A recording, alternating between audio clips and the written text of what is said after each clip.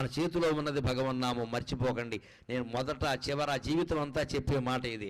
మీరు స్మరించండి. మనస్సులో స్మరించదలుచుకుంటే మడి లేదు, ఆచారం లేదు, స్నానం చేసే సమయం లేదు, భోజనం చేసే సమయం లేదు, ఎప్పుడైనా స్మరించవచ్చు. దానికి నియమం లేదు, నిష్ట లేదు, మనస్సుకి రూపం లేదు, కాబట్టి ఏ నియమం ఉండదు. అన్ని రోజులు పాటించినా ఒక్కరోజు కాళ్ళు కడుక్కోలేదు, దేవుడు అంత కక్ష కట్టడమ్మా. దేవుడిని పిశాచం అనుకోకండి, దేవుడు ప్రియుడు. నువ్వు ఒక్కరోజు నియమం తప్పితే దేవుడు కక్ష కడతాడా?